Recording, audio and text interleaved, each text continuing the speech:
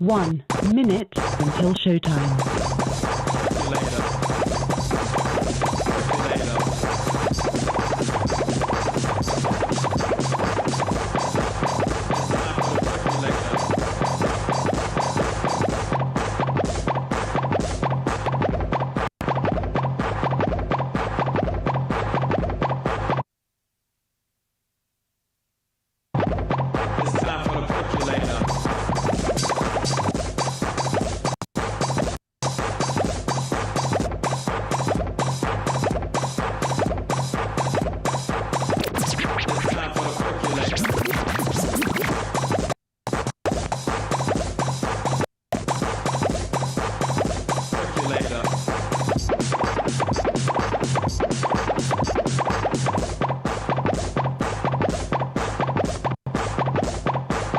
Your show will go live in 5 seconds. 4, 3, 2, 1. Blog Talk Radio. And everybody should know that's how love goes. It's good for the soul. Oh, I got a long way to go, but it won't stop the pain. No, that's the kind of thing that keeps me coming back again and again. Till I see your face, I won't be satisfied. No, I won't stop. I won't quit until I'm yours and you are mine. Don't you know I can't live my life for nobody else but me. Try to help me what to do. I live without you. And that's the way that love goes. That's the way it goes. You said it's good for the soul. Good for the soul. Everybody should know that's how love goes. It's good for the soul. Everybody should know that's how love goes. It's good for the soul.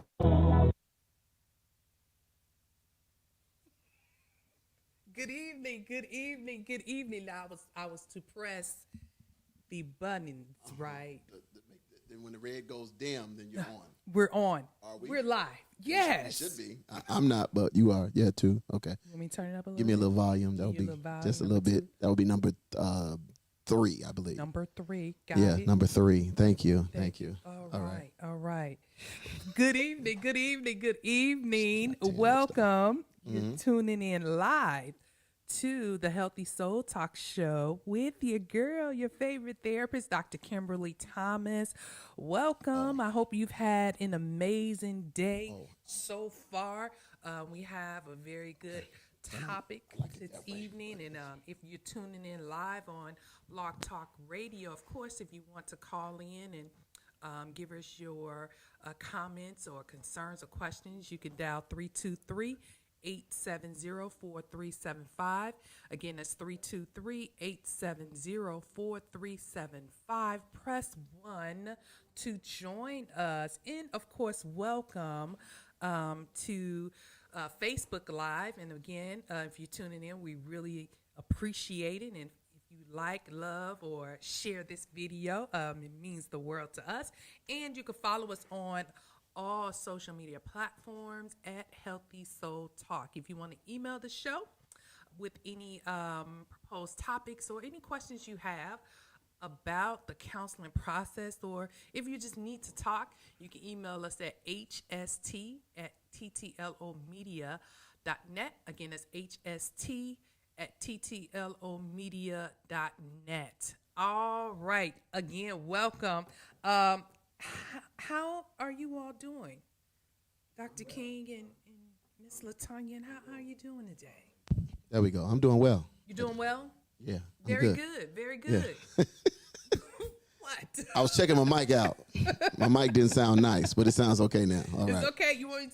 No, I'm good. I'm good. I think I'm good. If she if she good over there, You good? let me see. Mic check. Mic check. Hold on. Oh yeah, we good. I'm good. I see the indicator over there. I'm good. All right. All right. So we have to check in, right, Miss Lasagna? How was your Mother's Day? I know it's kind of late in the week, but It was okay. it was. Dang. On the mom about. Wow. Ooh, shots Wow. fired. Wow. She said me. Right. So like whatever you're thinking, don't encompass that. Come on now. She said, "How was your Mother's Day?" And you said it was nothing to write homes about. Okay. Didn't your son bring you some flowers to church? Yes, he did. He came to church. And brought you some flowers to The church. girl sent me a dry text message. Okay. Dry. How did you get dry out of the text message? Happy Mother's Day. That's dry. Oh, like, Lord. you don't get no words behind it. Like, Jaden all out there sentimental. Like, like I'm the best mom in the world. Like, I'm a father. Like, yeah. That girl, like, all right. So, I guess you birthed me. right. Thank you for giving my daddy some. Yeah. That's pretty much how that went. Late in the midnight. No, I'm saying no. Appreciate you giving my daddy a little bit.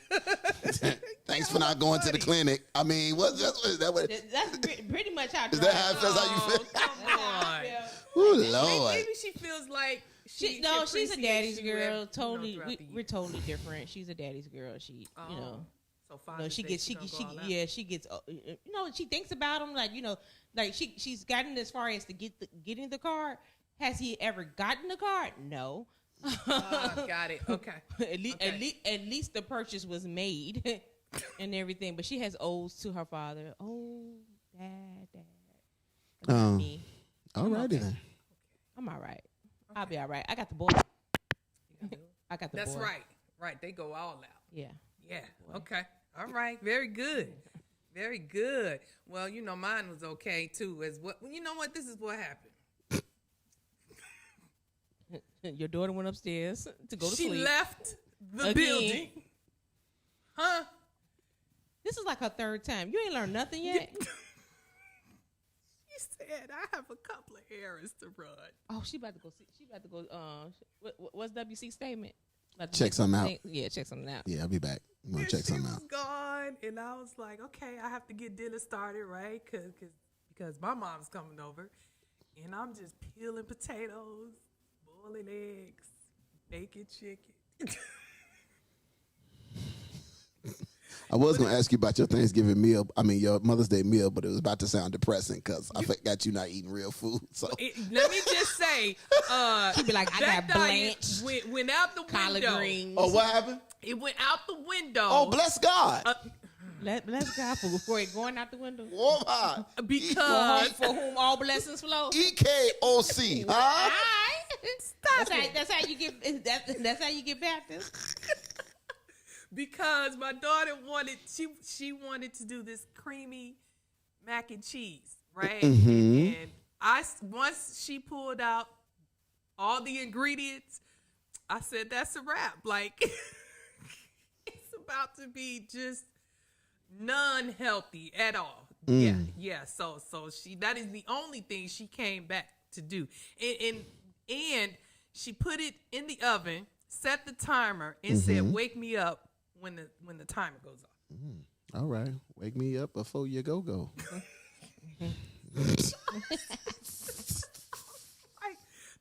Every time you tell me about her, all I hear, sucker. Because this your third time.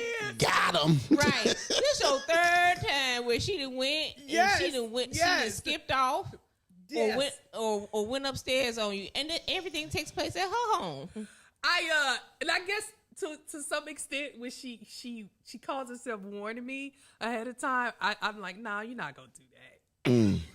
She don't believe fat meat grease. What I heard her say is, "You're a whole psycho." You keep going for the okie doke. She's not a good fruit inspector. Oh my goodness. So yes, but it was pretty decent. Pretty decent. So yeah, blessed. All right, so Thank you for joining us. Tuning in live. Good evening, Shionte, Tiffany, Marveline. Come on in. So, we always start the top of the show with spiritual connect point. We do? Oh, just kidding. Yeah. Yes. Now, I will say, right, this particular question, I struggled with. Just with the words, right? So I know I'm gonna have to explain a little bit more in terms of what I was thinking. So the spiritual connect point question is, how do you handle spiritual disappointment? And for me, I'll give the short story. Like Shionte. I'm gonna make it fun of how I pronounce the name. Oh, because you pronounced all the words, right? All the letters. All the letters. Enunciation. Right. She used proper diction. She'll be all right. Go ahead. So, how do you handle spiritual disappointment? And, there's a lot that's been going on for the past 4 years, right, in the world. And many people have felt like, God wasn't hearing their prayers, or, he was saying no, right? Or just, not feeling like God was giving them the blessings, right, that they were looking for, or the life, right, that they envisioned. But for me, I always question myself about, can I tell God that I'm disappointed in what he's doing in my life, or what he gave me, right? Because in my mind, and this is just me. I always felt like, how can you tell God you're disappointed in something that he's done or allowed to happen when you probably disappoint him, right? It was just kind of like that. Wow, how do you do that? And this is just me. So I never really, over the years, right, had that conversation like, okay, God, I know you gave this to me, or you set my life up right in this particular stage. I don't like it, or I'm disappointed because I was looking for something. I never actually prayed like that, right? But I always heard, right? I always heard, these statements about, God, people who talk to God, right? And say how they're disappointed, right, in God. And I think I struggled with this question because I couldn't say out loud that question of, how can you tell God you're disappointed in him, right? Because I was doing like these Google searches just to make sure I pose a question that's clear. Okay. But I struggled with that question. Like, first, is there such thing as, can you be disappointed in God? And did you find anything? In God. Huh? Did you find anything? It was more blogs, right? Okay. So not a lot of scripture, right, that was supported, with the blogs. But, I got the angle of it, right? And so, so then, I was like, I'm just going to pose the question like this because there's a lot going on and people are disappointed, right? And I think I was associated. I don't ever want God to feel like I'm ungrateful, or, he doesn't know what's best for me. Because I'm here to tell you there's some things that I've asked him for and he didn't give it to me, or he didn't make it happen, and I did it anyway, and I saw why he didn't allow it to happen, right? So for me, I've just had my experiences, right? I've been in situations where I didn't understand why I was going through certain things, only for it to make me stronger in my relationship. So I grew, right, more in understanding how God works. But I never really had that closeness of, it being okay to pray to God if you're disappointed, right, in something that he's allowed, or it's a part of his will for you to go through. So that was just me. But now I hear a lot of people questioning, right? They're going to the extent of, well, because I'm disappointed in God, or I'm mad at God, now I question if he should be in my life, right? I question, because this happened, does he even exist? Right? And so that's kind of where I posted. And then I finally today, I was like, okay, to strengthen what I was saying, I found this question. Is it wrong to feel disappointment with God? Does that make sense? Absolutely. You know, and so, you know, obviously I read more into that. And when I literally when I changed the Google search, that's when I found more scriptures, right, to support, right, why it's okay to talk with God about your disappointment, right? Not in him, right, but the with is, you know, based on more of something that's happened, right? And you know, you can play around with words, whatever, but for me, it really changed how I approach this question, right? Because I don't think I ever want to feel that I'm disappointed in God, right? Because I feel like that positions me to question whether or not I keep him in my life. Because, you know, when we get disappointed in people, we cut them off, right? But when I'm disappointed with something that you did, I'm ready to talk about it, right? I'm ready to have this open discussion, this exploration of how can we make this better, or how can I better understand the decision that you make, right? So that's where I was with that, right? So that's why I posed that question. But I'm going to give it over to you, right? Because I'm put me on the spot. Huh? I'm just into because you know our topic for the you know the upcoming weeks is really disappointment, right? And that inner soul questions like, is this all to my life, right? Is this what was designed for me, right? I don't like it. What do I do with my disappointment, right? Especially if it's something that hurts me physically, emotionally, or mentally, right? It's devastating, right? So how then do you have that conversation and you feel safe? Does that make sense? I think people need to know it's safe to talk to God about your disappointment in what's happening in your life without attacking him. Okay. Does that make sense? Absolutely. Attacking him. So that's where it is. Okay. And I know we got some comments and we'll get to it in a minute. Somebody already commented? Or Yes. okay. Yes. Shiante. She said, She. I believe you can. He's daddy. Your will never override his anyway. Right. Right. I truly believe that. Okay, go ahead. I saw this when did you send me this? Last night? Yeah, last night. Yep. She sent it to me last night. Okay. So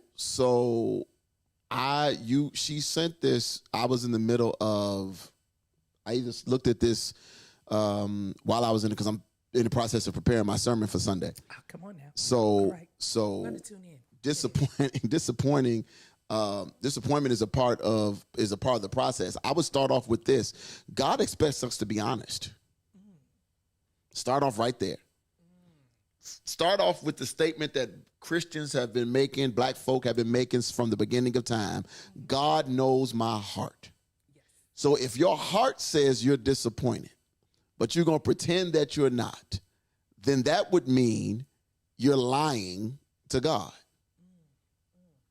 Now, some people will say, well, you can't be, people aren't, you ain't saved if you're disappointed in God. I beg to differ.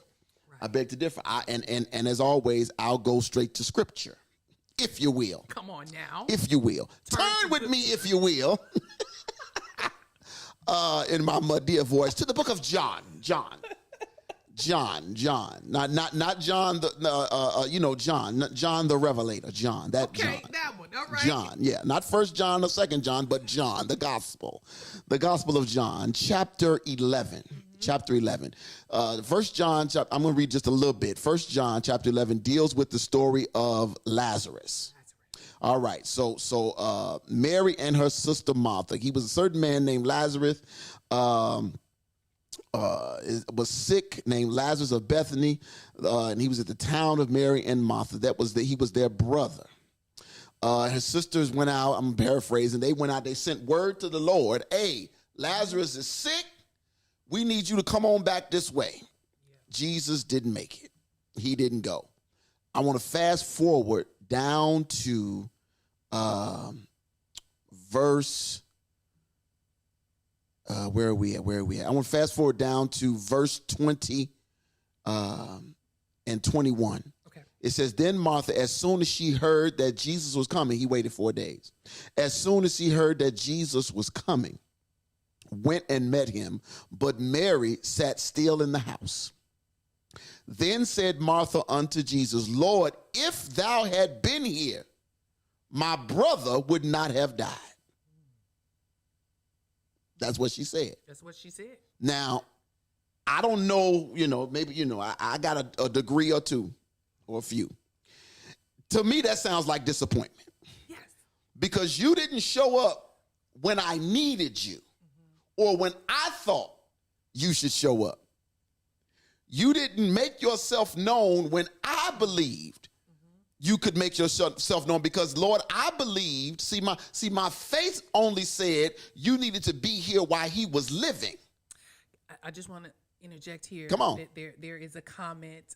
Where is the Message Bible? I'm coming with it. I'm coming. Calm down. Welcome to Leah. Tell the peoples. The people are ready for you. You see that? Look, Come on. look, come through. Let me read the message. Like the message. The Message Bible says it like this. Let me just read the whole thing. A man was sick, Lazarus of Bethany, the town of Mary and her sister Martha. This was the same Mary who massaged the Lord's feet with aromatic oils and then wiped them with her hair. It was her brother Lazarus who was sick. So the sister sent word to Jesus, Master, the one you love so very much is sick. Here's where the disappointment sets in, because they knew that Jesus loved Lazarus. So the assumption was that, oh, wait a minute, the one that I love is sick, the one that I really care about, I'm going to come running. When Jesus got the message, he said the sickness is not fatal. It will become an occasion to show God's glory. And so that was on Jesus' mind. I'm going to use it to show God's glory. But they don't understand that. Right. Because, see, when we call on God, we expect him right then and there. God, come get me out of this. Remove this thing. Fast forward to verses 5 and 7. It says Jesus loved Martha and her sister Lazarus, but oddly, when he heard that Lazarus was sick, he stayed where he was for 2 more days. And the 2 days he said to his disciples, now let's go back to Judea. They said, Rabbi, you can't do that. The Jews are still out to kill you, and you're going back. Jesus replied, are there not 12 hours of daylight? Anyone who walks in the daylight does not stumble, because there's plenty of light in the sun. Let me fast forward past this. He said these things and then announced, our friend Lazarus has fallen asleep. I'm going to wake him up. The disciples said, Master, if he's going to sleep, he'll get a good rest and wake up feeling fine. Jesus was talking about death, while his disciples thought he was talking about taking a nap. Let's fast forward.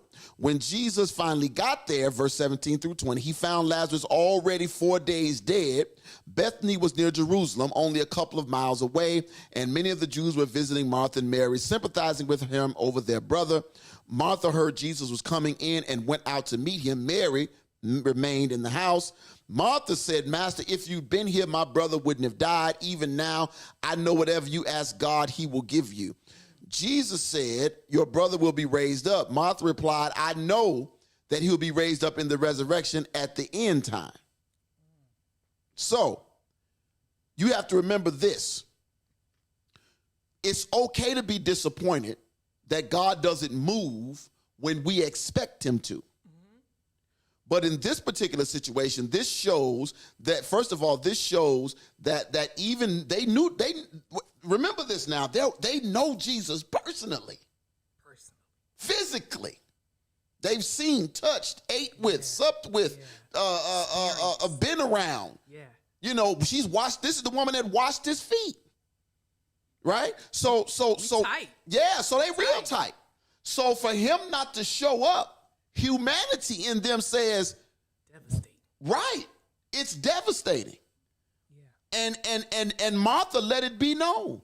Yeah. If you had been here, and she said, let God, and you know, she pretty much paraphrased it. I know God's will is going to be done, but if you had been here, my brother would probably still be alive. So all that said to say, yes, it's okay to be disappointed with the speed of God. It's also okay to be disappointed with his no. Because like you said earlier, there's some things we ask God for that he tells us no, because he recognizes how we're going to handle it. And sometimes the no is to protect us. Other times the no is to prepare us for the yes. I wish somebody would get that. Yes. Sometimes the no is just to prepare you for the yes. So sometimes, and that's why when you hear people say delayed but not denied, it's because God says, if I give this to you now, it might become more of a burden than a blessing. Yes. Yeah. That's why everybody who got their hand up saying, let me be rich, let me be rich, let me be rich. Lord Jesus, let me win the lotto. Lord Jesus, let me win the mega million. Lord, God said, I am not going to put that on me because you ain't ready. Because you can't handle your paycheck. So what I'm going to do giving you 100 million? You don't do what you're supposed to do with what with what I'm allowing you to have now. So yes, it's okay to be disappointed. And I say it from the beginning, and I think Shiante said this, God already knows our heart. Right. He already knows how we're feeling. And so we need to get to a place to say and be honest, Lord, I'm disappointed. I don't want to be here. But at the end of the day, and I preached this a while back, you have to learn to trust God even when you can't trace him. Yeah. Come on. Yeah. And you know, the adding to that is that there are things that happen in the world, right, that we still have to process and go through, and it hurts, because there's a permissive will. Absolutely. You know, and I think about, how many of us are hurting in some way right now, and we have so many questions, right?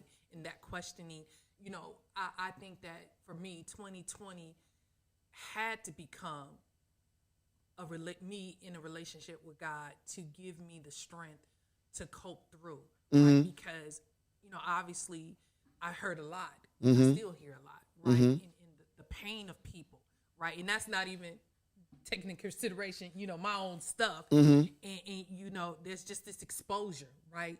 That true hurt, the core essence of people who feel like they're not heard, like God doesn't care, right?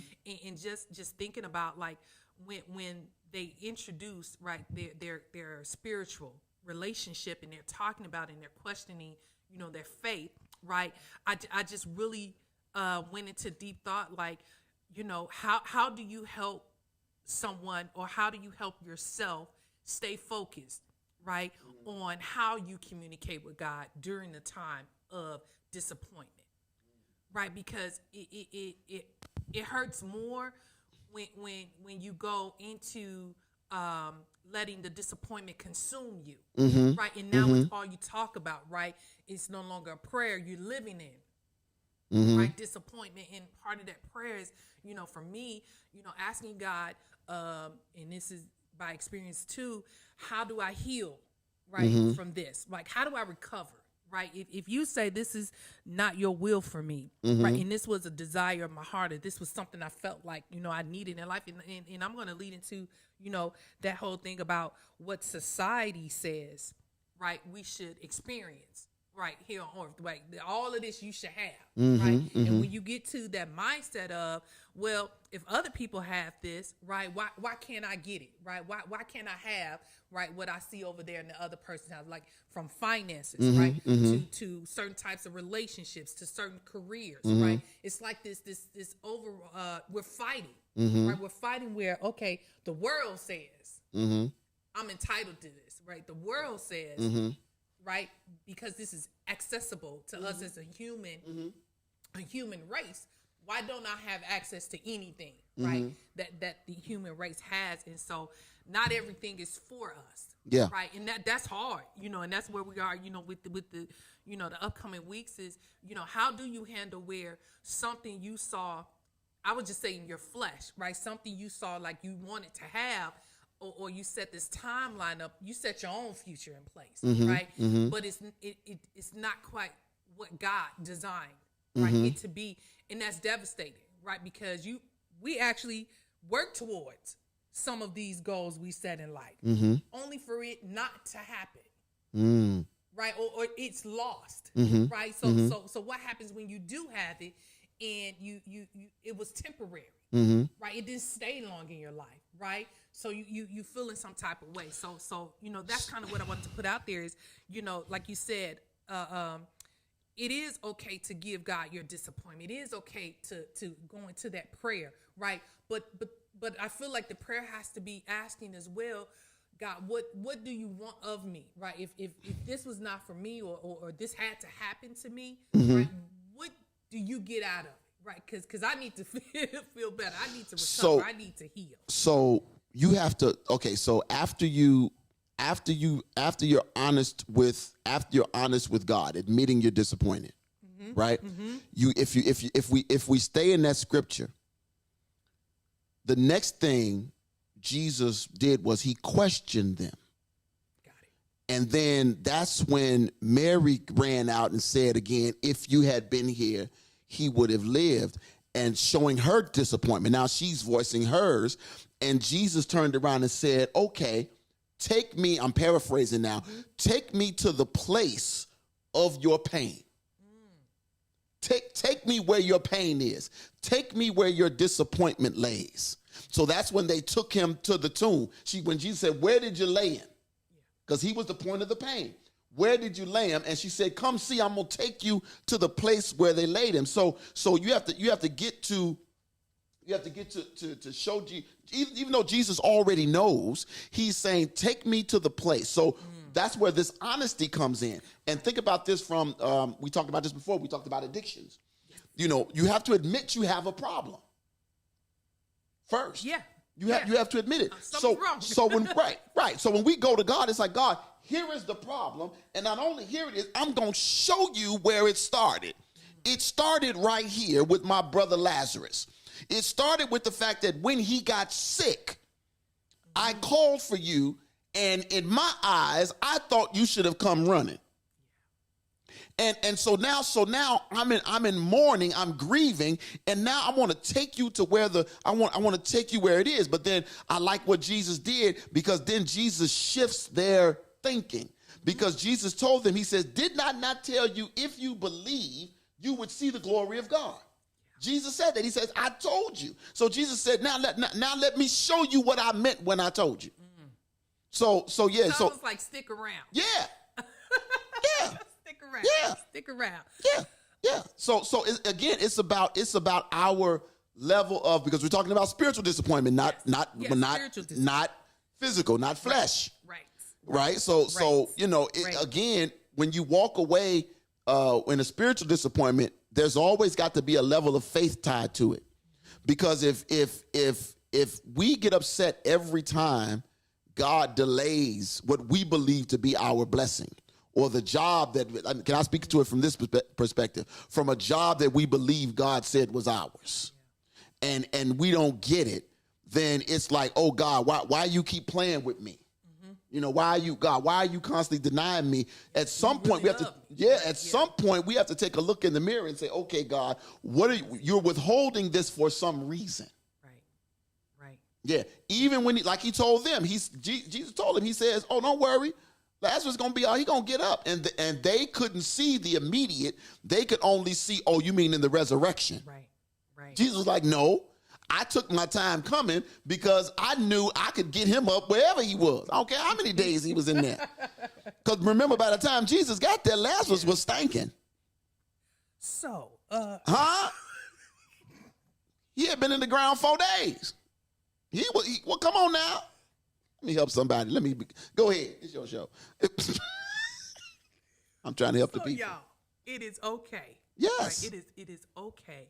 And to be honest, to be transparent, but also to allow God to sit with you in that pain, right? That invitation of, how deep does this hurt, right?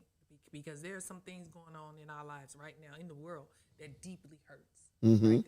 That's causing this disappointment. And so David also voiced his disappointment after the first son he had with Bathsheba. Yeah, absolutely. All right, so we had this question out there, and we're shifting into a new topic here. Dealing with women, right? Women's issue, and I decided to talk about infertility and mental health. I was about to say, you all right? It's women's issues. I'm leaving that. I'm just like, wait a minute. So, okay, Tanya, talking about infertility and mental health. And so, This is something that I know we're beginning to share more about infertility and the issues and common things that are happening right to a woman's body and treatments and that's not where we're going to go with this, but it's more of infertility and the mental health issues or what happens right from an emotional standpoint when a woman and or a couple is working through infertility. Okay, and I know that that's devastating, right? Because we have not only the statistics to prove it, but I think all of us know, right? A woman who has desired, to give birth, right, to a child, and they were never, they couldn't, right? And the doctors, sometimes they were able to try, right? Other times they were given the news that they could not, right? There were no attempts that could be made to help them out. And so I just want to pull a few things for discussion, because I also know that a lot of the prolonged devastation comes from our interpersonal interactions, right? We're definitely living in a society where sometimes we could be heartless or inconsiderate, mean, or just not enough empathy, right? When we're talking about such vulnerable topics. And if we know a friend or a loved one, even a couple, sometimes we don't know what to say, and there are things you can say that's wrong, right, to a couple that would intensify, right, their anxiety and their depression. So that's where I want to go this evening with talking about this. So just a few stats here from the Massachusetts General Hospital Center for Women's Mental Health, their Reproductive Psychiatric Information Center. They say infertility is perceived as a problem across all cultures and societies. And it affects an estimated 10 to 15% of couples of reproductive age. Right? In recent years, the number of couples seeking treatment for infertility has dramatically increased due to factors such as postponement of childbearing in women, development of newer and more successful techniques for infertility treatment, and increase in awareness of available services. And so due to this increased participation in fertility treatment, there is an awareness that has been raised, and there's more research or examination into the psychological ramifications of infertility. All right. So when you think about that, right, the psychological impact of infertility, this is huge, right? And it says the stress of the non-fulfillment of a wish for a child has been associated with anger, depression, anxiety, marital problems, sexual dysfunction, and social isolation. Right? We know that parenthood is one of the major transitions in adult life for both men and women, right? So these are just a few listed here, right? Anger, depression, anxiety, marital problems, sexual dysfunction, and social isolation. It further goes on to explain that couples experience stigma, sense of loss, and diminished self-esteem in the setting of their infertility, right? And it shows that in general, infertile couples, women show higher levels of distress than their male partners, right? However, men's responses to infertility closely approximates the intensity of women's responses when infertility is attributed to a male factor. And what does that mean? Right? Obviously, you're in a relationship, you're married. Sometimes when you go, right, both partners are generally tested. And yes, it does come back where the male, right, has the infertility issue, the fertility issue. And so same devastation, occurs there. And of course, like we just said, there are many treatment options available, right? And that in itself lies psychological impact as well, right? So Shionte says here, praise report on this. My little brother and his wife just gave birth to twin girls yesterday after 14 years of trying. Wow. Praise God. Yes, yes. So, what are your thoughts about this so far? Do you feel like Someone, Dr. Dana someone playing the okie doke. he for real left? Yeah. This is where they call you were left in the wind. You at least could have gave me some light. You need light? Let me Let me see. He has Spielberg, my totally, lighting ain't right. You know, Right, brighten yourself up a little bit. How about that? I can't. This is the iPad where you can. this is Oh, funny. okay. We got you. No worries.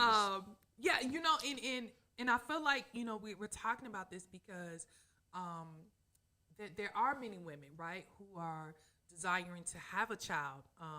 And till this day, right, there's a strong yearning to give birth, right? That's why I want to be with that, give birth. And so when that's not an option, of course, you know, you look at other treatment options, even to, you know, the adoption or foster children, right? I know that that's out there, but we're dealing with that news of you can't have a child, right, using your body, right? And that's both male and female. And so both men and women experience a sense of loss of identity, have pronounced feelings of defectiveness and incompetence, right? Just think about that for a moment. You know, that emotional, you know, roller coaster or the intensity, right, of those feelings of being defective, right, or incompetent, right? And this is how deep it gets because, you know, just working in the mental health field, many people look at that as legacy, right? How do I keep, you know, my family tree growing, right? And to feel like you can't contribute to that from a kinship or biological, you know, perspective, that hurts to a core, right? Your feelings are hurt, right? That's devastating. Yeah. Right, come on in, somebody. Oh, there you go. I guess I can see where, again, I can only speak on it from the male perspective, but I guess I can see how you could feel incomplete, especially if you're trying. If you're trying, I'm not sure where that's coming from. I think that's your mic. I'm not sure. Possible, but we'll see. But I'm not sure. I believe there could be a level of a disappointment because you feel like you as a man, you feel like your manhood is being tested, right? So just like as a woman would feel like it's part of a woman, you know, womanhood. For a man, it's like, okay, this is, you know, I'm supposed to reproduce. I'm supposed to multiply, be fruitful and multiply. You know, that's what God told us, and especially as for a Christian man, if you're married and you expect to have children. And I guess for me, I never had that concern because I'm just being honest, and my son already knows this. I never expected to have kids. It was never in my plan. So, but it still was a thing where it's like I know that there are plenty of men who are walking around who have issues and they're not able to. And I'm sure there has to be a level of disappointment or a level of incompleteness because you feel like you have not, you know, the one thing we should be able to, the simple thing, you know, because, you know, making the baby is supposed to be the easy part. Right, that whole concept, right? Yeah, the whole concept is, you know, put it in, get something out, and there you go. Yeah, You know, yeah, I know. much. Pray for me. But I'm just saying that's pretty much, you know, I mean, the circle of life. You watch Animal Kingdom. This is real quick. What? I'm just saying that's pretty much it. But to not be able to do that takes away from you may feel like it takes away from your manhood. I told y'all to pray for me. Look, this ain't my subject. You know, Y'all go ahead. We're talking about this because I think that there's, you know, my heart goes out to people who share with me why they have to keep explaining why they don't have children. Right? Why they keep to explaining that. And it says here, studies have shown that infertile couples experience significant anxiety and emotional distress. When a round of fertility treatment proves to be unsuccessful, women and couples can experience deep feelings of grief and loss. Wow. Right? And there was a study done with 200 couples who visited a fertility clinic, found that half of the women and 15% of the men said that infertility was the most upsetting experience of their lives. Right? The most upsetting experience of their lives. I mean, and I don't know if you're going to cover this tonight, but even if once you get, there's the physical piece, and then there is the financial piece, because that in itself can, the treatments are ridiculous. Yeah, especially on the women's side of things. Yeah, and obviously when you have insurance, some insurances don't cover certain treatment, and that's more devastating, right? Because now you feel like, okay, what if that was right, and that plays a part on your mental, right, your mental status. It says here today, men are much more involved in the family and may feel a perinatal loss just as deeply, right, as the woman, right? Even if men don't experience the physical pain of that loss, the emotional pain that they feel is very real, very real. Okay, and so when you think about that stigma, right? Because that was the first thing that they kind of highlighted here. Cedars-Sinai Hospital, addressed how do you fight the stigma and the shame, right? And they actually found that compared to white women, women of color are more likely to experience infertility, right? Wow. And furthermore, women of color might be more likely to be blamed for their own infertility or have their emotional pain and valid medical concerns dismissed or ignored by a physician. Turn your volume up a little bit. Okay, is that better? We're gonna hope so. All right, let us know if that's better with the volume. And so just thinking about that, right? I can only imagine, it says here, in communities of color, there's a general idea that women are naturally fertile. And there's a lot of importance placed on childbearing and being a strong mother. Right?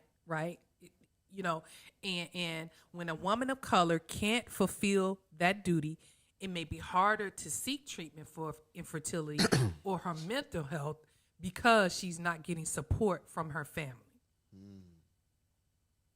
And that got me to thinking about, where are we, right, in our culture when we do find out in our reproductive years that we're struggling, right? What are the comments? What comments are made, right? Do we have patience with that person, or do we, pressure them, right? Or we say, what did you do to your body? I've heard so many things where they try to, I've heard family members try to figure out, what you did to your body that could have caused you, right, to become quote unquote sterile. But that's right. And that's, you think about that because,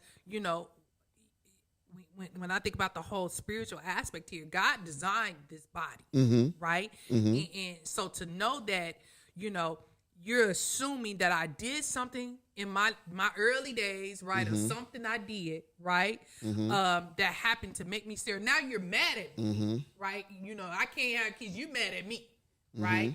Because it's something, and you go way back. You start pulling stuff out the closet, right? Like it's my fault, right? So I found that interesting, right? That we actually have research support, based on this cultural perspective of women, women of color, right? Not having family support when they have fertility issues. I just think that's really backwards. These are the same moms and dads and grandmas and TTs, and you tried to groom the girls, now women, to not have babies at an early age. So at this time, late 20s or late 30s and whatever, you want to say, what did you do to your body and everything else like that? If that isn't the craziest thing I ever heard in my life and everything else like that, and some things it just how about we just call it timing? Sometimes it's just not right. Like can we just almost say it like it was God blocked it?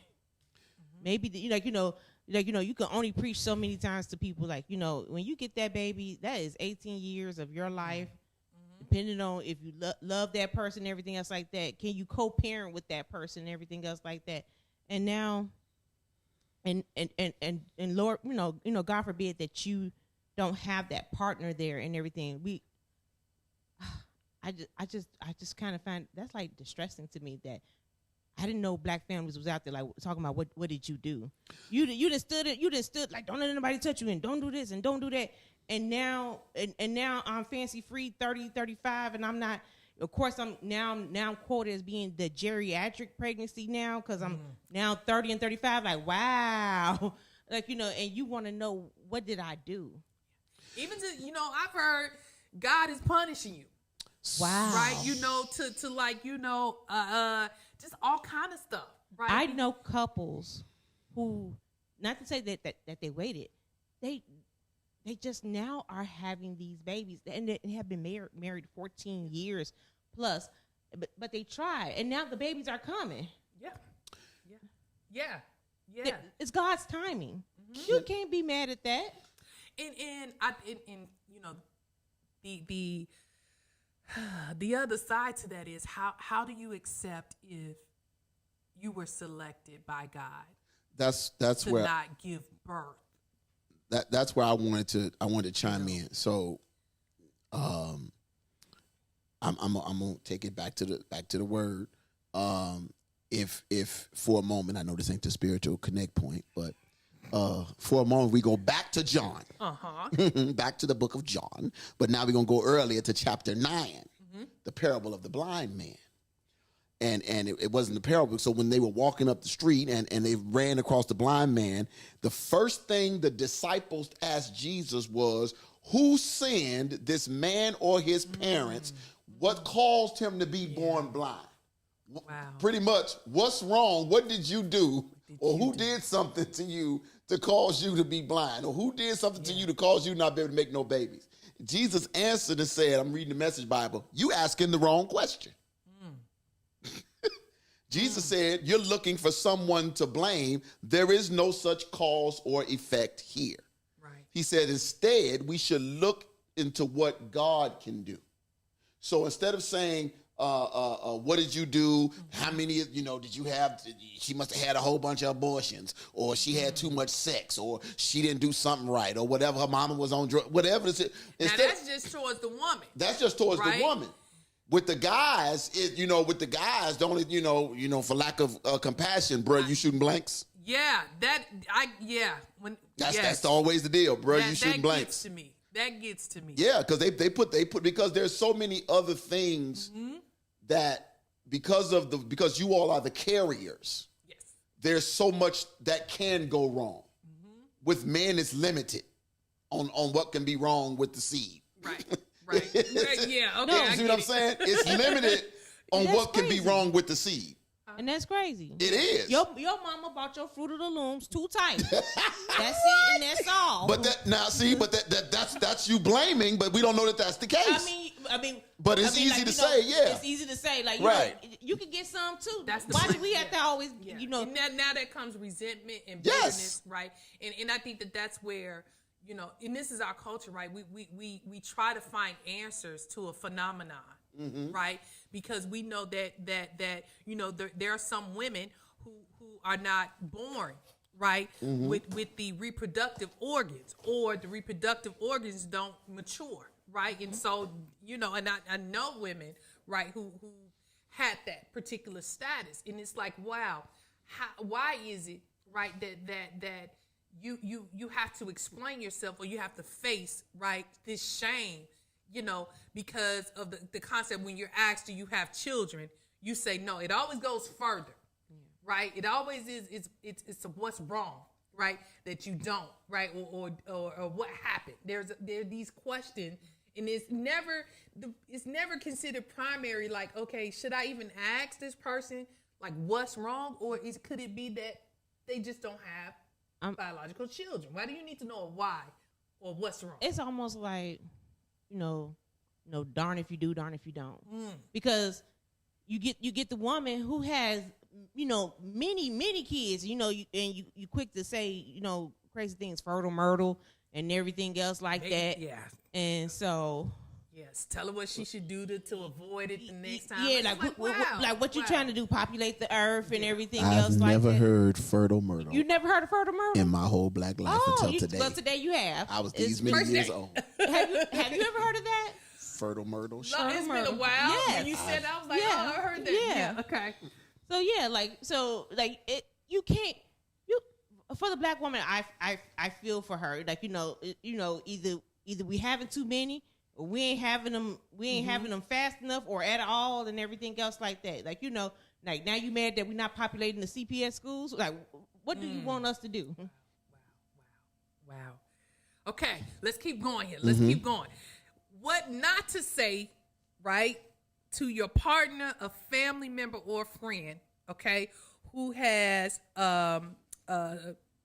fertility issues, have recently suffered a miscarriage, or are having difficulty getting pregnant, right? And we're going to talk about miscarriages, later on in the weeks to come. But it's suggested that we can help reduce stigma so that couples and women feel more comfortable talking about, right, their fertility issues, right, without shame. Because guess what? They need emotional support. It's a given, right? It's a given. Like, okay, going through something like this, they need all the support, right, that they can get, right? So it says here, avoid making these comments. Enjoy this time. Trying is the fun part. Enjoy this time, right? Trying is the fun part. Now, obviously, right, I sit, right, with people and just being in the mental health field. When you're trying to get pregnant, the last thing on your mind is per se trying to have fun and enjoy, right? I think that is a feeling that you're minimizing, right? Not only what I'm feeling, but how hard we're working, right? And it suggests that, just keep doing it and it'll come, right? And I've heard that. You're like, just keep doing what you're doing, right? It'll happen sooner or later. And that person is looking at you like, we've been doing it. We didn't change anything, right?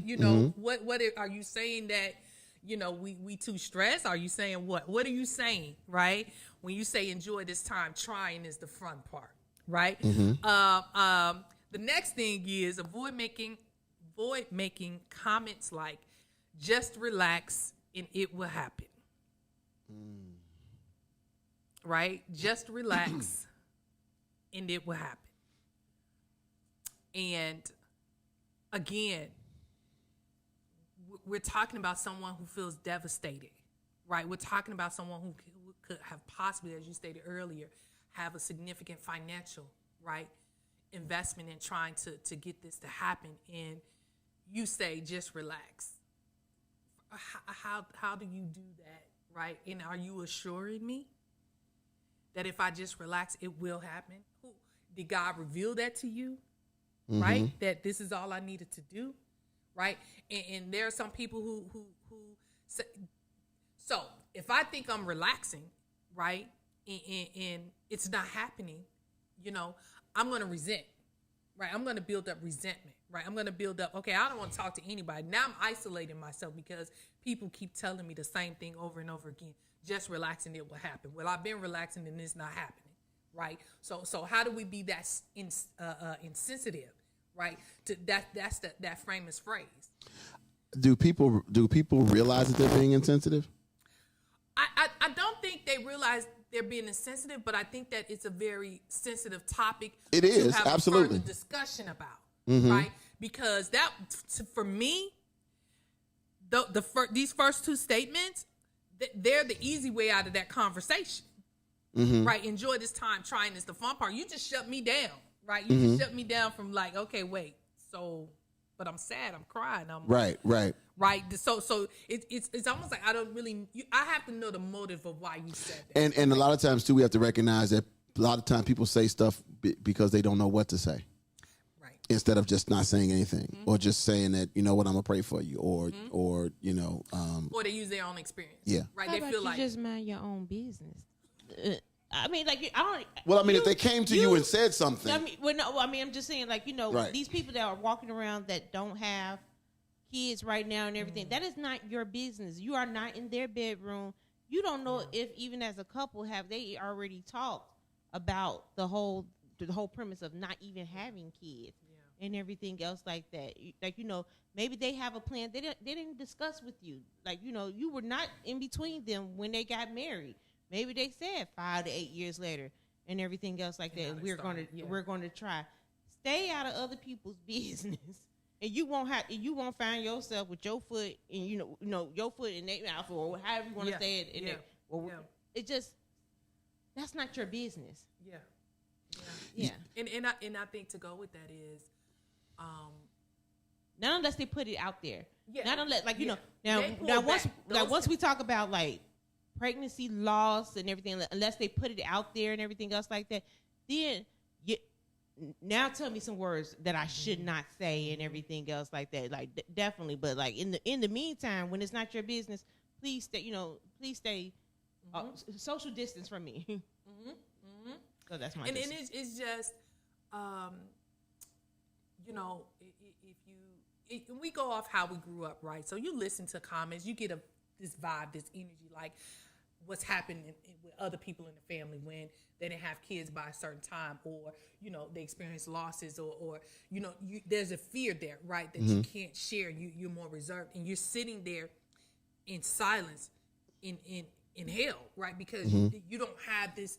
You can't share this with anyone, right, because these statements like this, right, because, you know, Sue, right, you know, she just, it happened within a year, right? Or somebody else, you know, Jerry, right? You know, they tried, they did. So all you got to do is, you know, just have fun while you're doing it, and it happens. So, and not understanding, right, that not every woman's body is the same. Not every woman will be able to, right, give birth to a child. And I think that's where we should be more conscious, right? We have to understand, right? Especially, of course, there's more people on earth, right? So more and more, we have more statistics to support, right, that this is an issue, right? This is an issue, and you shouldn't feel shame. You shouldn't feel, you know, okay, well, what you've been doing, right? That is automatically something that you've been doing, right?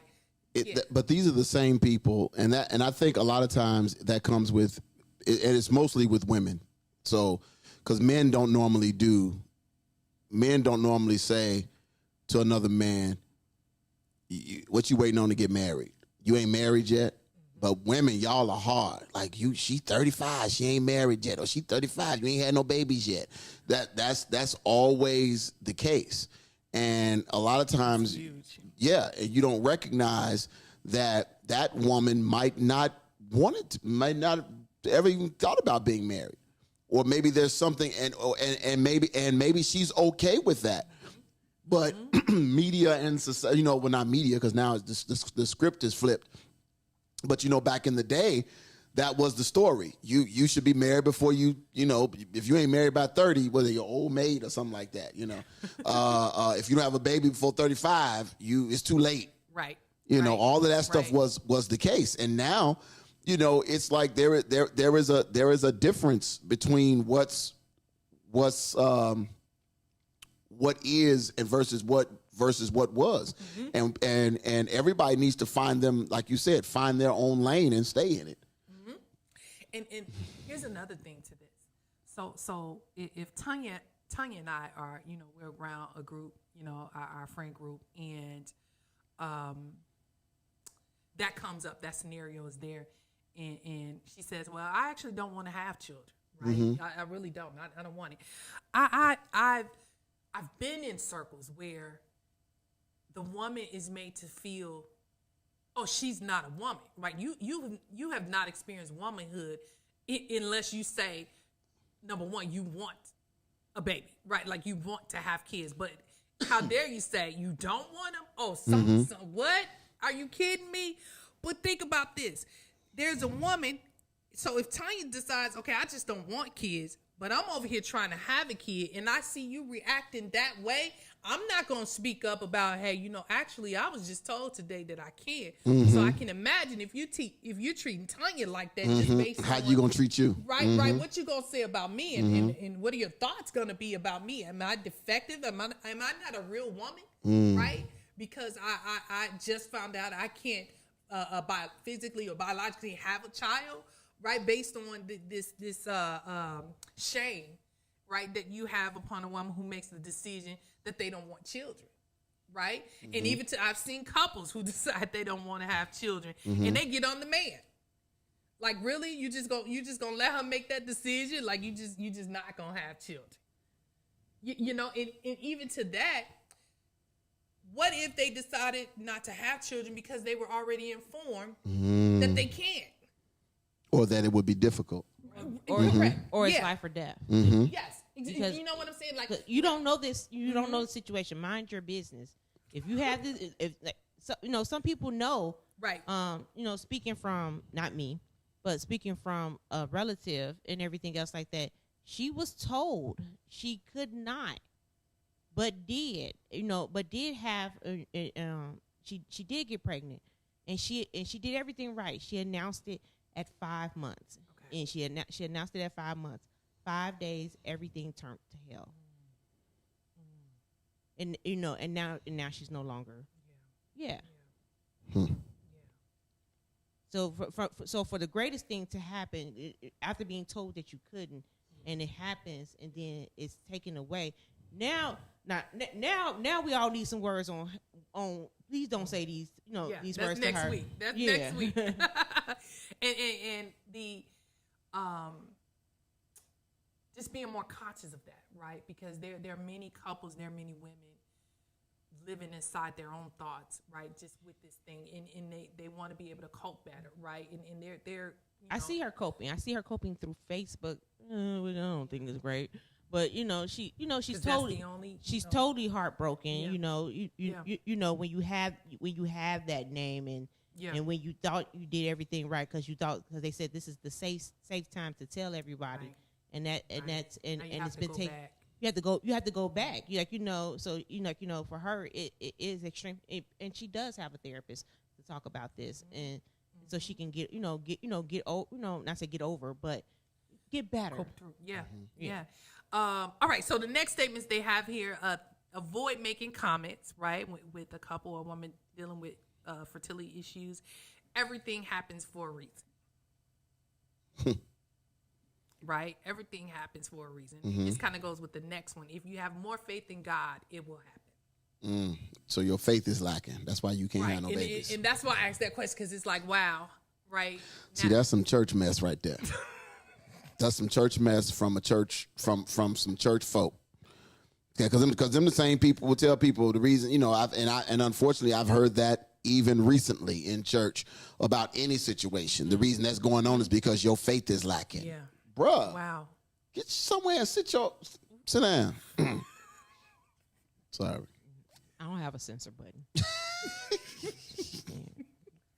But and just think about that, like, I appreciate, churches who are open, right, to having, ministries, right? Because I know churches with, ministries that support women going through these issues, right? A lot of women ministries, right? And so I appreciate that, because that was the old school way, right? Is to patch it up, right? And it did, like, these statements are stand-up conversations.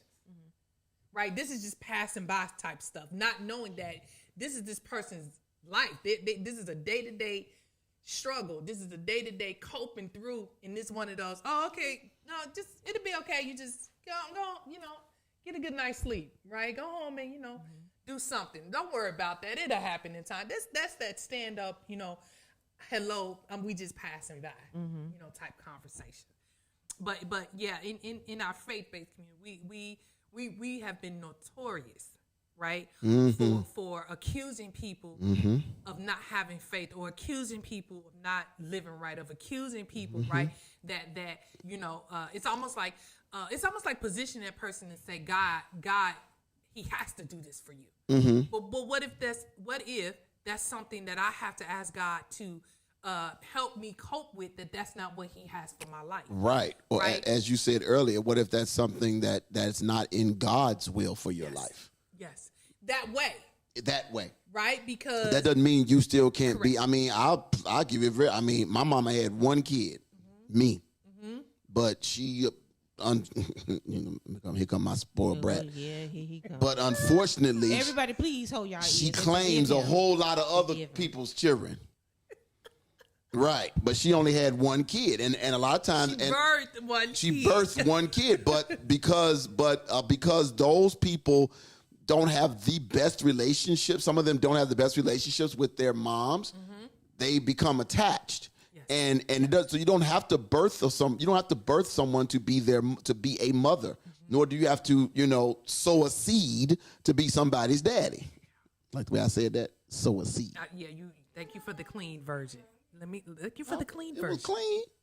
I could have what? It just. I ain't say you didn't have to drop nothing off to make no shouty. What? Really? All right. Really? So I hope so those were the things, you get the gist, right? Avoid making comments, right? That these passerby, because for me, when someone shares with you that they are having fertility issues, make a decision. Do you want to support them, right? Right? And if not, right? Like you said, don't say anything, right? Say, I'm praying for you, right? You say something that says, okay, I heard you, right? I know it's not easy, but don't minimize, right? It's almost like don't patronize, right? That they're not working harder, they're not exhausting all options, or they're not praying to God, right, to give them their heart's desire, and they're waiting on the answer, or they're having a hard time accepting, right, that this is not a part of them right now, this particular experience. I think, people, we have to, this is one of those things where we have to decide, do you have time for that person? Do you have time for that person? When they disclose this type of information. So of course they did give, right, a few statements here that demonstrates more compassion, right? Offering words of support here, right? And so one of those statements is infertility, right? So if someone is sharing with you a couple of what happened? The computer's doing what it wants to do. Go ahead. Oh, okay. It says here, a compassionate statement would include infertility is very challenging. Do you want to talk about it? Right? That goes back to, can you handle that conversation? Right? Can you actually have a level of empathy to understand how devastating it is to be told that you may not be able to give birth or get pregnant? Does that mean like really think about that, right? Because that's for that person. If you decide that you support them, they're looking for you to have that level of empathy that you can at least acknowledge, right, or have a glimpse of, right, the core of hurt, right, that they have with the news that they just received, right? And it can't translate it to those above statements. Just keep doing this. Well, have you tried that? Don't load them up with questions, right? Clearly, they're working hard. No magic. What's that? All those tricks. Don't give them Mountain Dew. Don't tell them Mucinex. Don't tell them Mountain Dew. Yes. It's What? yes. They got everybody's like, oh, it's been tried and true and blah blah blah and everything else like that. Like no yoni pearls, none of that. None of that. Don't Do not become a doctor if you did not obtain the degree. And you know, I'm glad you brought that up, right? Because I think that there are many options, right? From a cultural perspective, right, to the medical, right, profession, holistic, naturalistic. I know there are many cultures who handle fertility issues, right, across the world, right? And I feel like, you know, allow that person to explore that, right, on their own, right? Because, right, unless you've done it, like you know, you're the proven science, right, to not something you didn't heard, you know, or you just Googled, right? You have to be very careful, right? It's different if you're joining the team, right, in supporting them in their efforts. But like you said, don't just you go and Google, right, and all of a sudden Girl, you see my batch of 13, all Mucinex. No, no, like you can't tell them, like no, don't. Like I said, don't become that doctor. It was at this moment wow that I left the show. What? Don't leave. What happened? I'm good. Yo, you've been doing something else. Okay. Yeah. All right. The next one here is, I wish you didn't have to go through this. Right. That's that validating. What's wrong? No, my computer. Validated statement. Right. To say that, you know, and I know wish is there, but you know, supporting that person to at least acknowledge, like, okay, I heard you. Right. And so I didn't ask a question, but I did let you know, right, that I feel, right. I feel your pain and I'm compassionate towards you right now. And it is something that, you know, I wish you didn't have to go through. Of course, it's out of my control, right? I'm not saying that I have a level of control of that, right? Another one is, how are you doing? And I'm always here for you. Again, making that decision if you can be there for that person. This is not a what they call it. You know, you can't just walk up to the pharmacist, right, and say, hey, you know, I have a fertility issue. Do you have something behind the counter, right, that I can do to fix this, right? This is a physiological, this is a biological thing that has a significant impact on a person's mind, right? And so it really just kind of goes into being more mindful, right? That you're not dismissing, right? You're not dismissing a person when they tell you this is hard. He's okay. Right? He's okay. That this is something, right? I've been doing this for a long time, right? And you know, sometimes I feel like you shouldn't even ask those questions, right? If you know that a couple has been married for a while, right? Why do you ask them? So you already asked, do you have children? And they say no. Why do you say why not? You know what I'm saying? That, to me, that's the most insensitive thing, right? Because clearly if they wanted to tell you why they don't have children, they would have went on, right, with that first question. And to be honest, I applaud those who answer that question, right? Because it's like, are you asking me this because you know we're married? Right? How do you even gain an interest, right, in a person to ask if they have children, right? Because you say, like we said earlier, that's that lineup. The expectation in life is that you grow up, you get married, get the white picket fence, and you have kids. You just, you know, the legacy continues, right? And that's where we have to be more conscious of. We have to create new legacies. As they say, let's normalize sometimes couples not having families right away. Let's normalize that.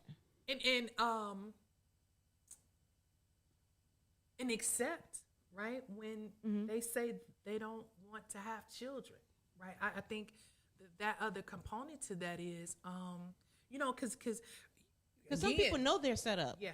They might have a sister or brother who, you know what, my sister's having enough for me, and I already know I'm gonna have to play uncle or TT to him, like, you know, and I already accepted my role.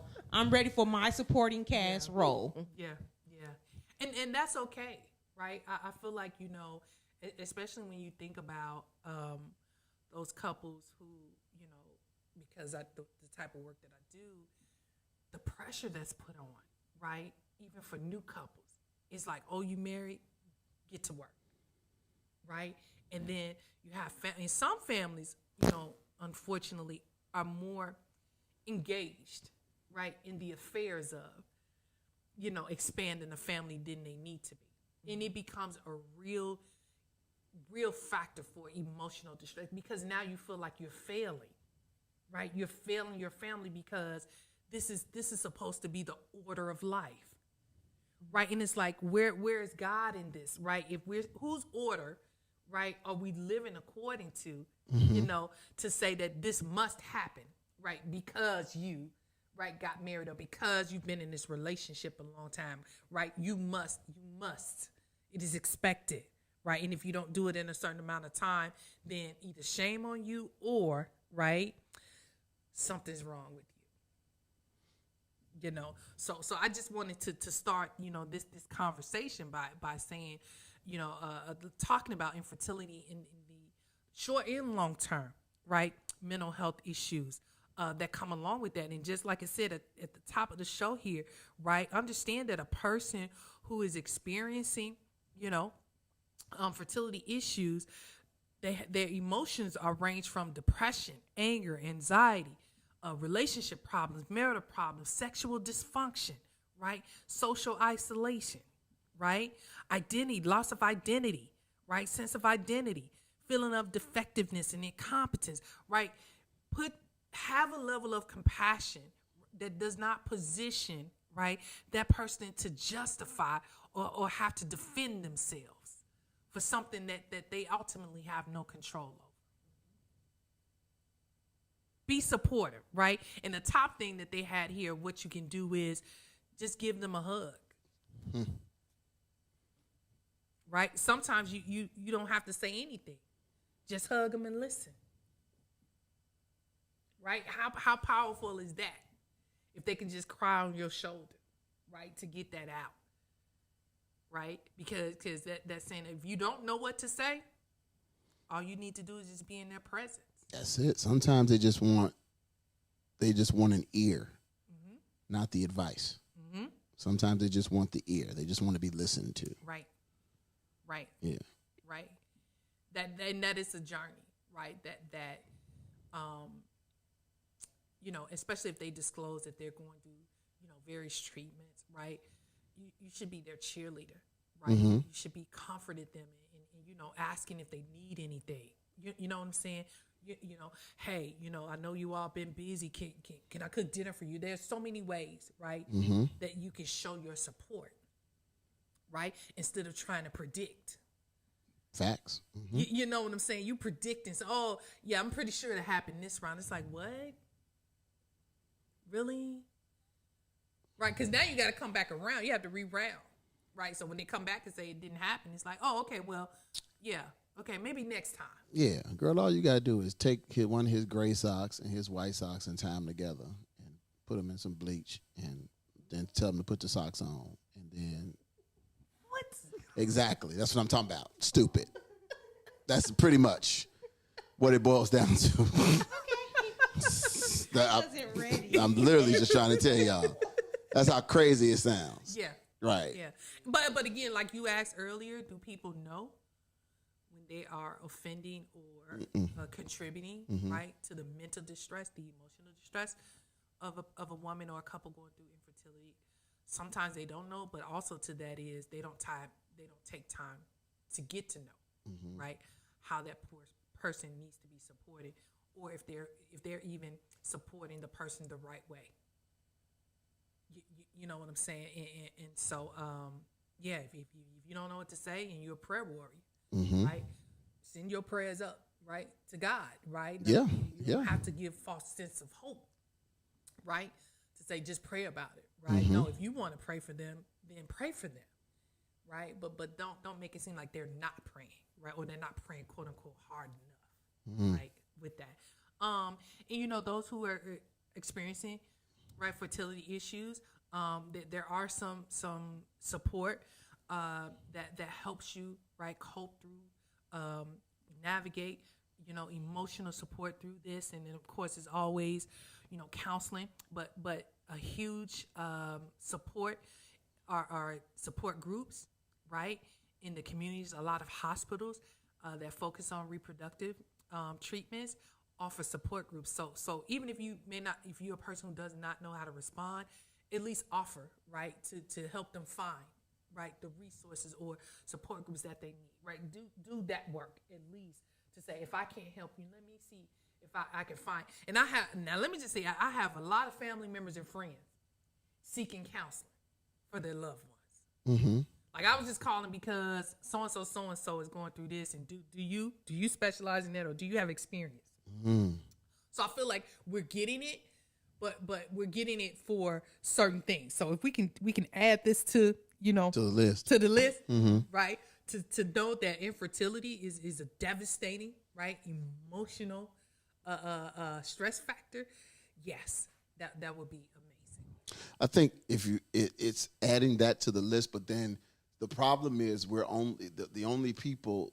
Unfortunately, you have the one who has the symptoms of infertility, but then there's nobody to deal with the people that they come in contact with. Yes, I agree. Those are the ones. It's like you need a counselor for the people. Right, you can talk to him and her all day long, but it's like the idiots they have to deal with. Circle needs right, help. Ain't nobody is counseling the village. Yeah, that right. is so true. Yeah, the That village is so true. the village is not getting instruction. Yeah, and maybe that's the awareness, right? mm-hmm. Take a look at your families, right? Mm-hmm. Are you pressuring, right, women, right? Are you minimizing, right? Are you blaming, Mm-hmm. right? Condemning, when those, because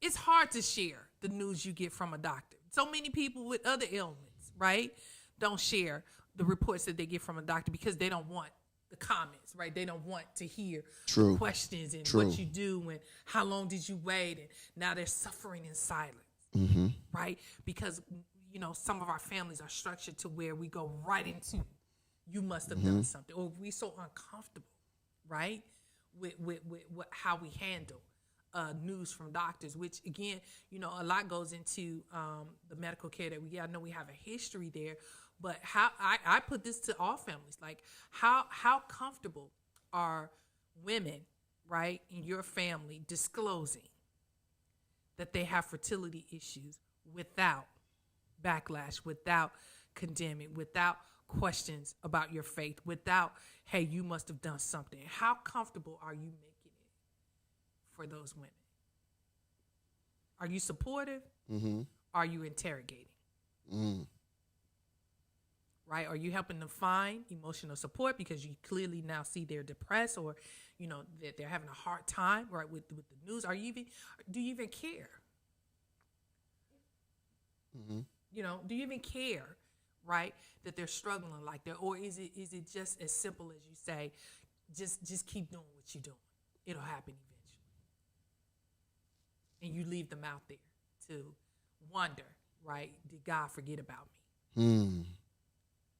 Why am I left out, right? Why my sisters and brothers, right? Why my cousins, Mm-hmm. right? Heck, why my older aunt, right? What's happening to me that I can't get what I see, and nobody cares enough about me. Nobody cares to check in on me, to be that listening ear, right?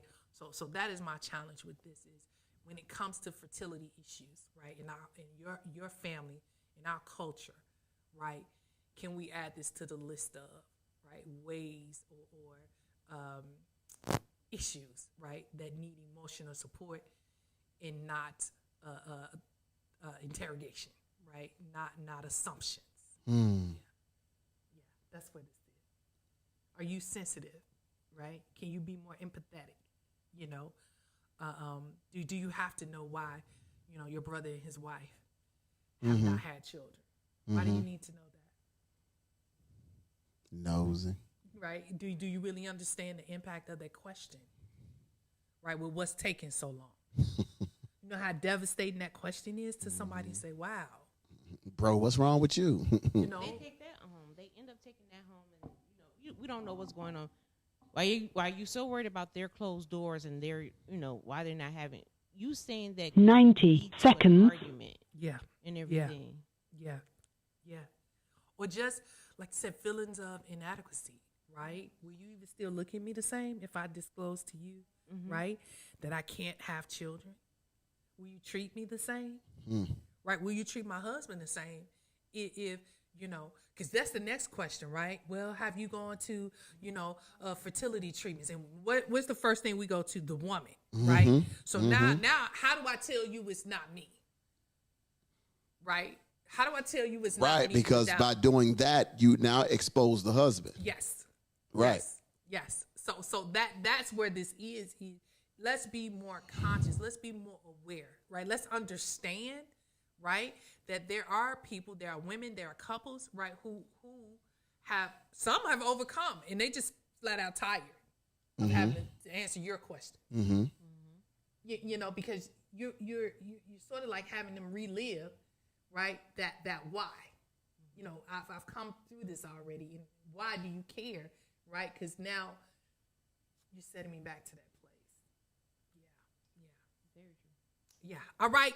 So that's our kickoff, right, to this series about women's issues, talking about fertility, what to say and what not to say, how we could be a little bit more compassionate in our families, in our social circles, right?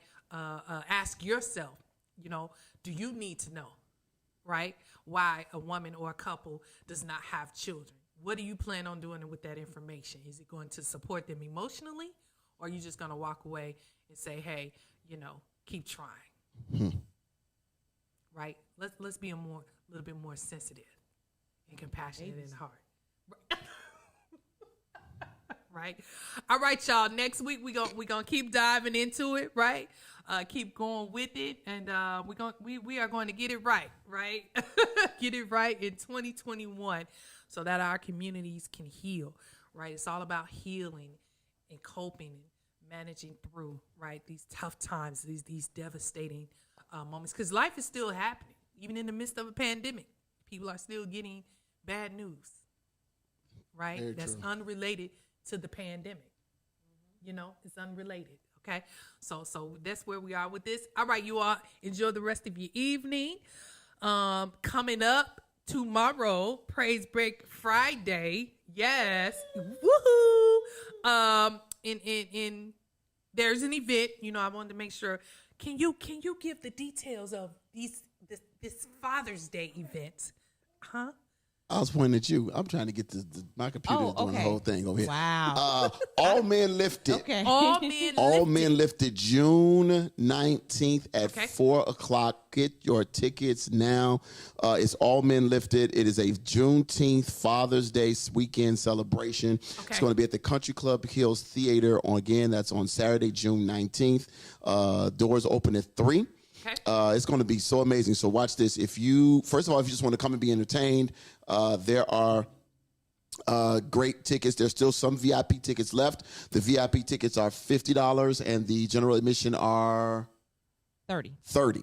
Oh, snap! I need to get my ticket. Yeah. Yes, you do. Okay. Yeah. So the general admission. You need to get a VIP ticket. Right. So you get a swag bag. Right. The Okay. VIP tickets come with swag bags. You put the link.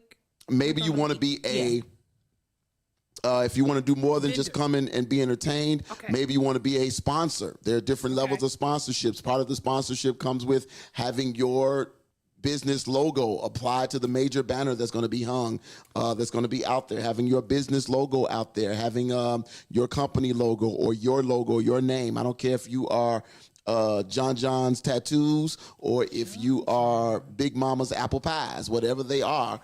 If whatever the company is, if you want to do that, if you are a vendor, if you got some great products, as Tanya said, something about some whipped shea butter or chunky or whatever it is, right? Whatever kind of smooth, whatever it is, whatever it is that you have, feel free to go ahead and all you got to do is go to unlimitedfaith.com.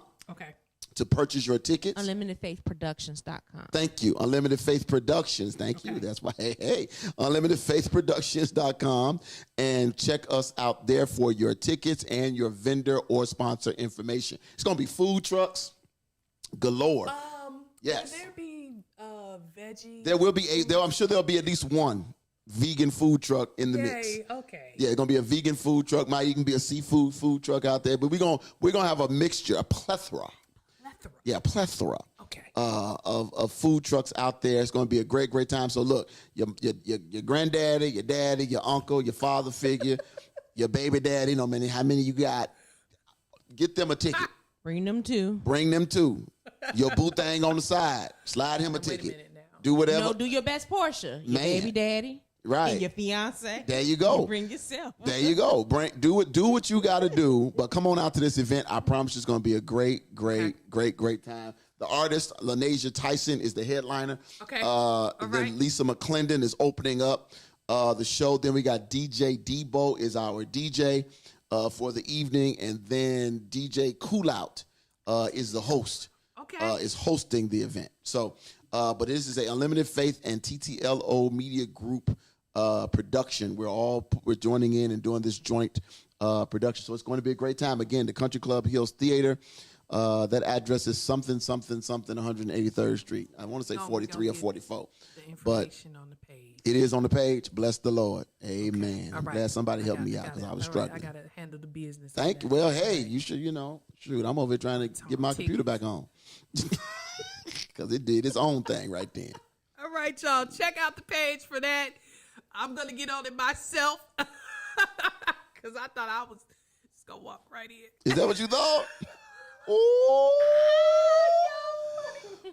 watch out now. No, I thought it was like the Test for authority. Oh, yeah. You can go and get that Healthy Soul Talk sponsorship going though. I am going to do that. And get Healthy Soul Talk put on the thing now. We would love you for it. Man. You know That we is the will. plan. You can get that. That is You can the get the plan. Vibranium package. The who? The Vibranium package. We'll show you the sponsor thing for it. Vibranium. Yeah, because like you have platinum and gold. Yeah. We have a Vibranium package. Okay. All right, y'all. Yes. So let's support. Because you said it was gospel house music, right? It's gonna be some of that too. Okay. Oh yeah, it's gonna be Inspirational gospel. inspirational house gospel, House neo soul, all that. No soul. It's gonna be a little bit of everything. Okay. All right. A little bit of everything. There we We go. like an egg roll. We just Man. put everything in. Whatever. Look, all you can We like get an in. egg roll, but like a cheeseburger egg roll rolled in. Oh, goodness. Really? That's what we. Okay. That's what we on. Alrighty then. All right, y'all. Have a good one. We'll see you next week, but tune in tomorrow and Monday. All right. And thank you all for supporting us. All right.